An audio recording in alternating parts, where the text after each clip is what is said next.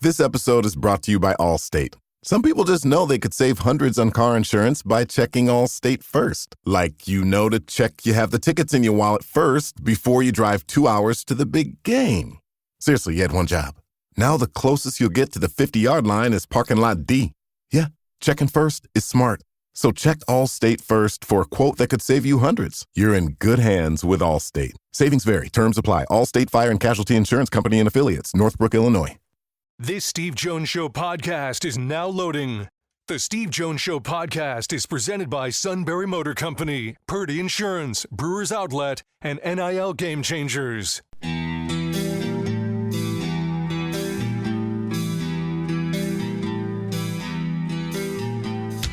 Bringing you an in-depth look at Penn State sports and more. This is the Steve Jones Show on News Radio 1070 WKOK. The Steve Jones Show is presented by Sunbury Motor Company, Purdy Insurance, and Brewers Outlet. Now from the Sunbury Motor Studio, here's Steve Jones. Half hour brought to you by Purdy Insurance, Market Street in Sunbury. Go to purdyinsurance.com. Auto, home, life, business, boat, motorcycle, RV. We have a multitude of insurance needs. And Purdy Insurance handles them all and saves you money in the process. Customer service means everything to them. The great people at Purdy Insurance. Market Street in Sunbury. Go to purdyinsurance.com.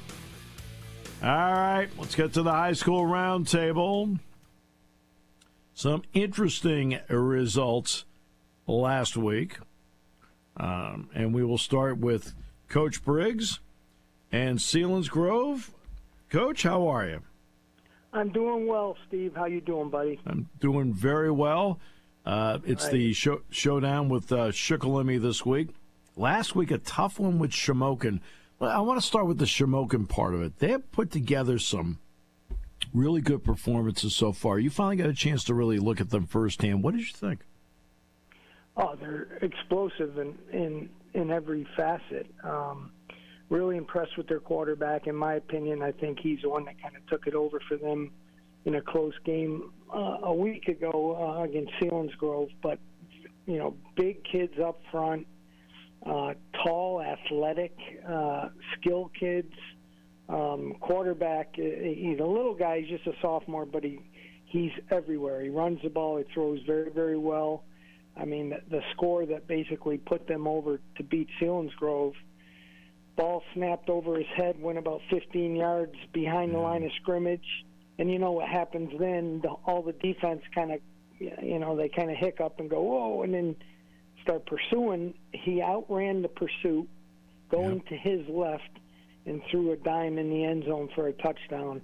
And it was just amazing. Now, part of it was the secondary and linebackers started to drift up. The ball was in the red zone, started to drift up, and when he was scrambling to obviously make a play, and two of the guys came off the receivers, but amazing scramble and throw. They're a good football team, and Selinsgrove had them on the ropes. A turnover that led to a score for Shamokin, but it was a 9-7 game into the third quarter before these things happened. But hats off to him. Mark Persing's doing a great job there. You know what? In these games, it's usually one play each half. Oh, my goodness. Who can win the one play each half? And in the end, Shamokin won the one play in the second half that threw him over the top. Yeah, absolutely. And I think they started the game. Pat O'Brien, who does a super job on our radio, we were walking out, and he said, how many times have you seen in my career where something happens quickly, like the pencil kid returned the opening kickoff for a touchdown? Mm-hmm. Well, all of a sudden, Selinsgrove just went on a 10-play drive and scored and went up 7-6. Shamokin missed the PAT. It stayed that way till about a minute to go in the half.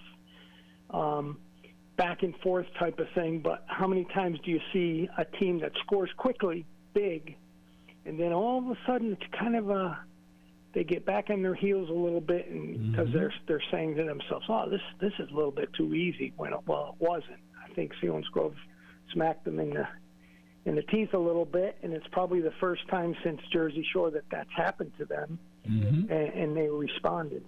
So, it's a good game. All right, so now Selinsgrove needs to respond. What did you take out of that game that is actually, in the end, will be a building block for them in the stretch run? Oh, so many young guys are playing. They had guys come back off of injury, some older guys that were injured again. And then, they're playing a couple freshmen on the offensive line, secondary, a couple freshmen. I'm talking about Selinsgrove now. And the key to the whole night last week, and probably thus far in the season, is two people. Gavin Bastian, and who plays both sides of the ball, and Ethan Miller, the linebacker, is just all over the place. That mixed in, I think they're getting healthier, and I think saying that even though a couple guys got dinged last week, what's happening is these young guys are getting valuable experience, and this week. It's obviously a big one because of the historical background between Selinsgrove and Shikellamy. Seals have had the upper hand the last couple of years, but still, a rivalry is a rivalry, and throw out the records. Let me ask you about that part, because I'm going to ask the Chief the same thing. Maryland, he'll lie to you. I know he will. I bet he has a history of it. Okay.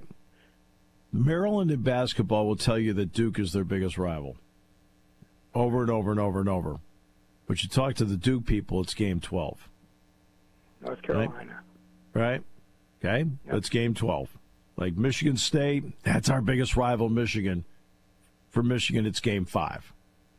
Right? Yep. How does Selinsgrove view Shikellamy? Well, kind of what I just said. They've had the upper hand for so long. I remember they played, and I wasn't doing this and was just a fan a couple years back where Shikellamy beat them in the playoffs, beat Selinsgrove, and it was a shocker to the whole community. I think for Shikellamy, this is their chance to, hey, we'll get a chance to beat the big boys, the guys that won a state title and are always in the playoffs and all this and that. For Selinsgrove, it's kind of what you just said. It's kind of the next one on the schedule, and we know it's a rivalry, but let's go. So maybe not emphasized enough. I don't mean that the coaches are not, but I think it's maybe the rivalry has kind of lost its luster, and again, that's a fan observing here, not necessarily anybody. But that's a fair answer, though. Or anything. Right. Yeah, but that's a fair answer, and that's why I asked. It's fair. Hey, Coach, thanks so much. Always appreciate you. Thank you, Steve, and good luck to the Nittanies again this week. Thanks so much. Appreciate it, Steve. All right. Well, let's transition to Shikellamy. Chief is on the line, and now you have some positive stuff to talk about. What did Friday night just mean to the psyche of this team by not only winning, but how they did it? Oh, it meant a lot, Steve. And, we talked last week that the team that scored first probably would have the advantage, and the Braves drove down the field about 70 yards and had a nice touchdown pass from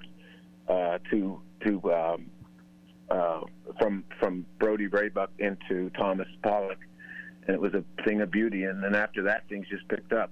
I will tell you that I have never seen a game, I don't think I've ever played in one, where every aspect of the team excelled. Offensive line, defensive line, special teams. It was just amazing. They basically dominated. I know Central Mount hadn't won a game, but so we were in the same boat, and it was just a great night. And you can tell the kids were really enjoying themselves, and that made practice this week getting ready for Selinsgrove a lot easier. Yeah, there's always a lot more jump in practice because They've had success. I mean, what do you think moving forward, just doing what they did last Friday night can mean to them in terms of the psyche of it? Well, number one, the confidence. They put in a new offense just last week against Jersey Shore. Granted, it was an offense that they ran probably the last couple of years, but they had not run it since then, and they got a lot of confidence in that. The defense, there were 2 touchdowns called back. One was an interception for a touchdown. The other was a punt return of 95 yards for a touchdown. So, I mean, when you get success like that, when you see what's supposed to happen, and it does happen, I think you become a little bit more of a believer. If you're continually not succeeding, whether it's running the ball, passing the ball, special teams, stopping on defense, and it doesn't happen, I think the kids start to get down a little bit. But not now. I mean, the last 2 games, even though Jersey Shore played very well and beat us by quite a few points, we scored 2 times against their first defense, and that was another ignition. I just really feel good to watch kids actually enjoying themselves out in the field. I asked Steve this, and I'll ask you this, to get the Shikellamy perspective. For Maryland in basketball, Duke is their biggest rival. They'll tell you that over and over and over again. They don't play them anymore, but that's the way it was. But for Duke, it was Game 12. Michigan State, biggest rival, Michigan. Michigan, it's Game 5. Okay? How does Shikellamy view Selinsgrove? Well, it's definitely a rivalry, but I might get in trouble for this, but I think it's more of a rivalry between the people that are watching the game than the people that are on the field. The kids, yeah, sure, they want to beat Selinsgrove, and they see they see each other all year long, and it's been a while since Shikellamy has delivered a blow to Selinsgrove's ego. So that's one thing I think they're looking at. And, I mean, I hate to talk about past history, but for the first probably 12 years of the games between Shikellamy and Selinsgrove, Shikellamy dominated. And then in the 80s, it was kind of games where they were going back and forth with victories. And Selinsgrove over the last 25 years has gotten Shikellamy number. But this is another game. It's a new one.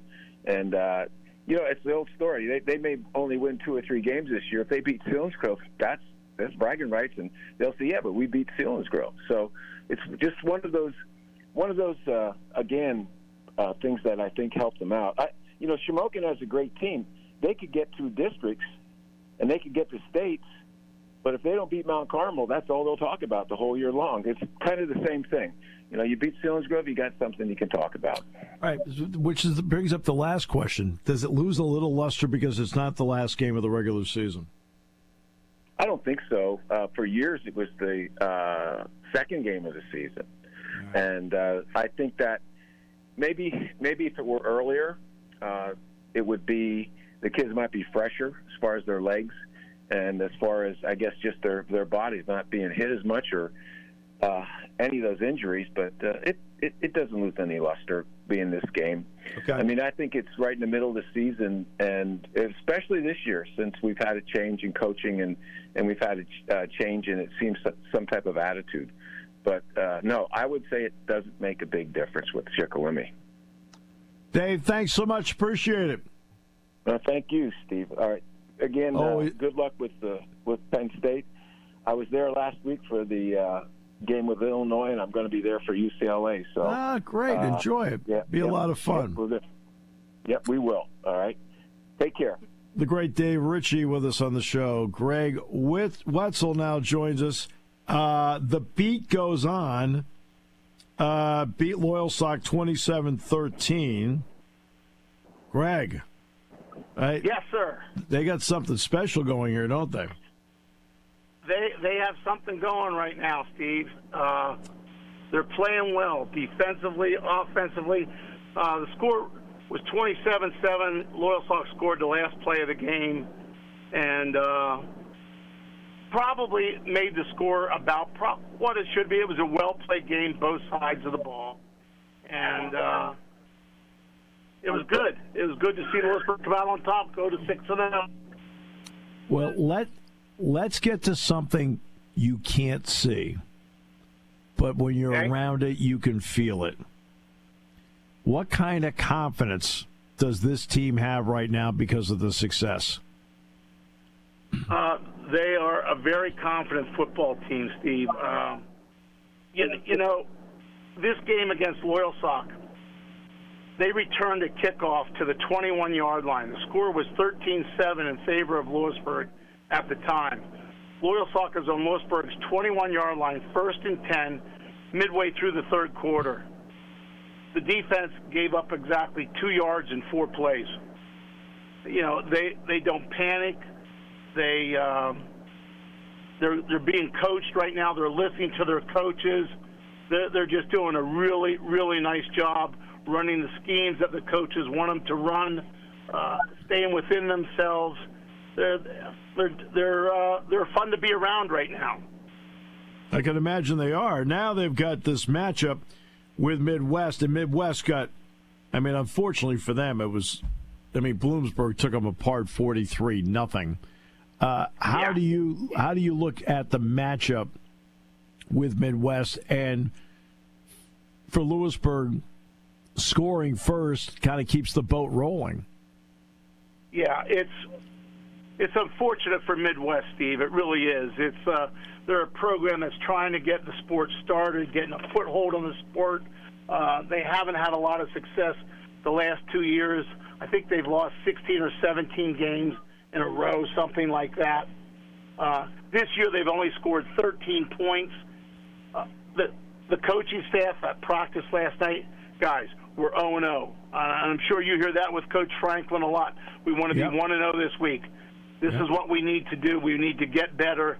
These are the areas we want to improve in, talking about those type of things. Talking with him after practice, he's not worried about overconfidence. He thinks the captains have a good feel on the team of what they're doing, and he wants to get in there, get a lead, get the starters out, and keep everybody healthy. That's his biggest concern, I think, going into this week, keeping people healthy. Well, this is fun for you. Normally your biggest concern is hitting that 9-iron and getting a little draw on it. All right, so. That would be wonderful. Oh, good. Hey, always a pleasure. Great they're playing so well. And by the way, is the town starting to respond to these guys? They are. What was great last week, Steve, was it was alumni weekend, homecoming, and they were all excited. I mean, we had a good turnout for the game. People are starting to come out and pay attention to this football team. That's great. Love it. Yep. Greg, really thanks so much, my man. Appreciate you. Thank you. Have a great day. Yep, appreciate it. We will come back with more in a moment. Don't forget, coming up this week, it'll be Shikellamy and Selinsgrove at Selinsgrove. So you'll have 1070 WKOK. We'll have the Selinsgrove broadcast along with the WKOK Sports YouTube channel. It'll be Selinsgrove on Eagle 107 with the SBC Sports Live YouTube channel, and then Lewisburg at Midwest on 100.9 The Valley. Back with more in a moment. Brought to you by Purdy Insurance here on News Radio 1070 WKOK. Party time, game time, or just fun time. Doesn't matter what time it is because it's Brewers Outlet time. The beverage supermarket has the area's largest beer selection. Imports, microbrews, ciders, and domestics. Pick from over 100 ice-cold 12-packs and dozens of 24-ounce singles. Soda, snacks, hot sauces, fresh roasted peanuts. Make it one-stop party shopping, and don't forget the pickle bar. So whatever you're celebrating or just doing it up, Brewers Outlet, Reagan Street, Sunbury wants to see you. And thank you for your years of patronage. Hi, this is Season. For over 100 years, the Purdy Insurance Agency has been protecting families and businesses of the greater Susquehanna Valley and beyond. With the experience of our trained and knowledgeable staff, you can rest assured that your needs will be evaluated and met by some of the industry's best representatives. No matter what your insurance needs are, call Purdy Insurance today at 570-286-5855. Visit our website at purdyinsurance.com or check us out on Facebook to see what we can do for you.